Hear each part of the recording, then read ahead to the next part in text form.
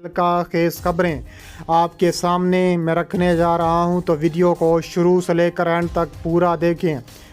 ایران اسرائیل جنگ وہی ہوا جس کا ڈر تھا، اسرائیل نے ایٹم بم نکال لیے۔ دوسری جانب ایران کے خطرناک دھماکے، اس کے بعد اسرائیل کا قطر پر حملہ، UAE اور اسرائیلی تعلقات ختم ہو چکے ہیں۔ ویڈیو کی تفصیلات میں آگے بڑھنے سے پہلے ہماری ویڈیو کو لائک کر دیں، چینل کو سبسکرائب کر کے بیل آئیکن پر ضرور کلک کر دیں۔ ناظرین گرامی، تہلکہ خیز خبریں آپ کے سامنے میں رکھنے جا رہا ہوں کہ ایران اسرائیل جنگ وہی ہوا جس کا ڈر تھا، اسرائیل نے ایٹم بم نکال لیے ہیں۔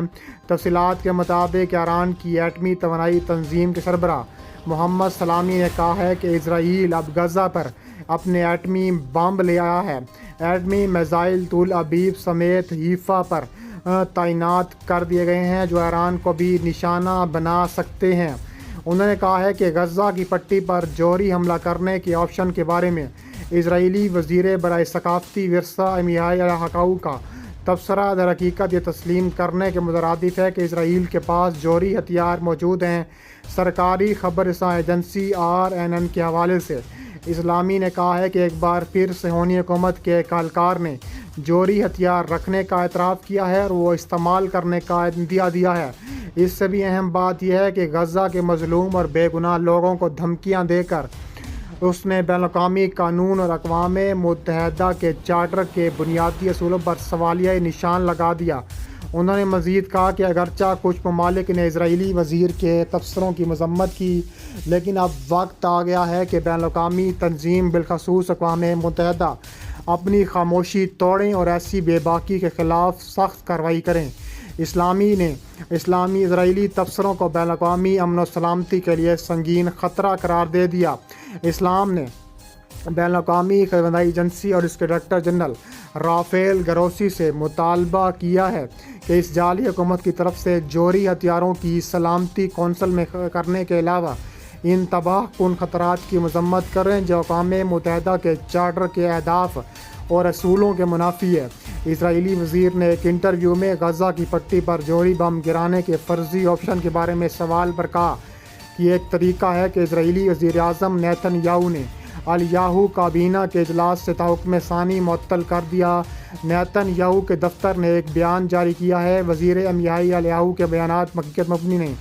اسرائیل اور اسرائیلی دفاعی افواج بے گناہوں کو نقصان پہنچانے سے بچنے کے لیے بین الاقوامی قانون کے اعلیٰ ترین معیارات کے مطابق کام کر رہے ہیں اور ہم اپنی فتح تک ایسا کرتے رہیں گے۔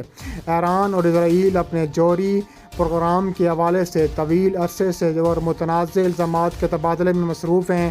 ایران کے جوہری عزائم بین الاقوامی تشویش کا موضوع رہے ہیں اور پرامن ارادوں کے دعووں کے باوجود اس پر الزامات ہیں کہ وہ جوہری ہتھیاروں کی صلاحیت کا تعاقب کر رہا ہے۔ دوسری طرف اسرائیل کے بارے میں بڑے پیمانے پر یہ خیال کیا جاتا ہے کہ اس کے پاس جوہری ہتھیار ہیں، لیکن وہ جوہری ابہام کی پالیسی کو برقرار رکھتا ہے اور وہ اپنے جوہری ہتھیاروں کی نہ تو تصدیق کرتا ہے اور نہ ہی تردید۔ اسرائیل نے اکثر ایران کی جوہری سرگرمیوں پر تشویش کا اظہار کرتے ہوئے زور دیا ہے کہ تہران علاقائی استحکام کے لیے ایک اہم خطرے کے طور پر کہا جاتا ہے۔ دوسری جانب کہا جا رہا ہے کہ قطر اور اسرائیل آمنے سامنے آ چکے ہیں۔ اسرائیل اور حماس میں جنگ بندی کے لیے فاصلے کم کر رہے ہیں اور اسرائیل اپنی حرکتوں سے باز نہیں آ رہا۔ قطر نے ایک بار پھر اسرائیل پر نشانہ تانتے ہوئے کہا ہے کہ قطر اسرائیل اور حماس کی جنگ بندی کے لیے پل بننے کی کوشش کر رہا ہے، لیکن اسرائیل کے پے در پے مظلوم فلسطینیوں اور غزہ پر حملے یہ اس بات کا ثبوت دیتے ہیں کہ اسرائیل چاہتا ہی نہیں ہے کہ جنگ بندی ہو۔ اس کے علاوہ انہوں نے کہا ہے کہ بتایا گیا ہے کہ اس مقصد کے لیے مسلسل مذاکراتی عمل جاری و ساری ہے اور خیال رہے کہ قطر، امریکہ اور مصر پچھلے کئی ماہ سے مذاکراتی عمل میں مصروف ہیں۔ اہم بات یہ ہے کہ اسرائیل کو اس جنگ کے اسلحے بھی سب سے زیادہ امریکہ نے دیا۔ 3 بار جنگ بندی کی قرارداد کو سلامتی کونسل میں امریکہ نے ہی ویٹو کیا، لیکن امریکہ ثالثی کی کوششوں کو بھی دیکھ رہا ہے۔ اب تک غزہ میں اسرائیلی بمباری سے 40,000 کے قریب فلسطینی شہید ہو چکے ہیں۔ 7 اکتوبر 2023 کو شروع ہونے والی جنگ میں ایک ہفتے کے لیے مگر کئی ہفتوں کے ساتھ جنگ بندی ممکن نہیں ہو سکی ہے۔ دوسری جانب کہا جا رہا ہے کہ متحدہ عرب امارات کا دلیرانہ اور منصفانہ فیصلہ سامنے آیا ہے اور غزہ اور فلسطینیوں کے حق میں ایک ایسا فیصلہ سامنے آیا ہے کہ پورے اسلامی دنیا UAE کو سراہ رہی ہے۔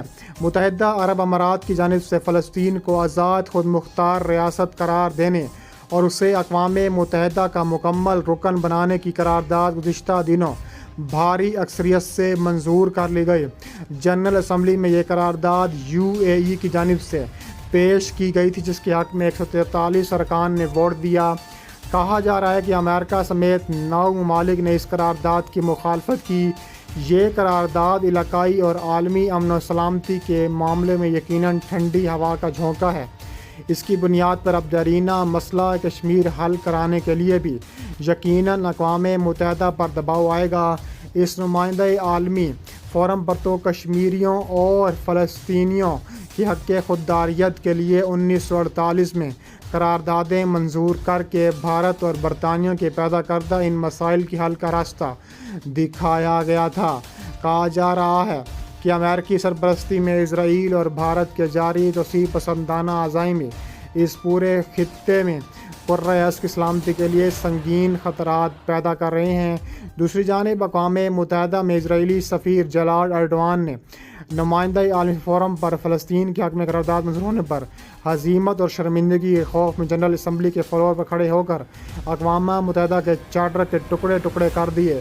فلسطین کو آزاد و خود مختار ریاست تسلیم کرنے پر انہوں نے قرارداد پروڈنگ سے قبل اسرائیلی سفیر تقریر کے لیے آئے تو اپنے ساتھ پیپر شریٹ بھی لے کر آئے اور ہاؤس سے مخاطب اور کہا ہے کہ آپ فلسطین کو مکمل رکن دینے کے حق میں ووٹ دیں گے تو دراصل آپ اقوام متحدہ کے چارٹر کے ٹکڑے ٹکڑے کریں گے۔ یہ کہتے ہوئے انہوں نے UN چارٹر کے صفحات پر ڈال دی۔ اس وقت اقوام متحدہ نے فلسطین کو آزاد و خود مختار ریاست تسلیم کرنے کی قرارداد پر بحث جاری تھی۔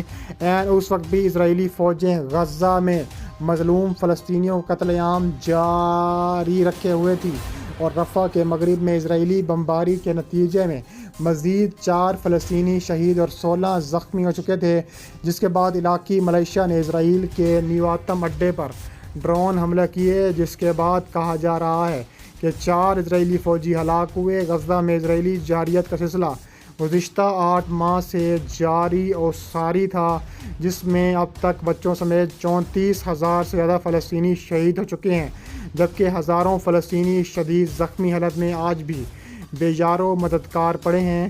ہزاروں بچے یتیم اور خواتین بیوہ ہو چکی ہیں اور اس قابلی وحشت تربیت نے فلسطینیوں کے خاندانوں کو بھی جھنجھوڑ کر رکھ دیا ہے، اسے فاستی سے مٹا دیا ہے۔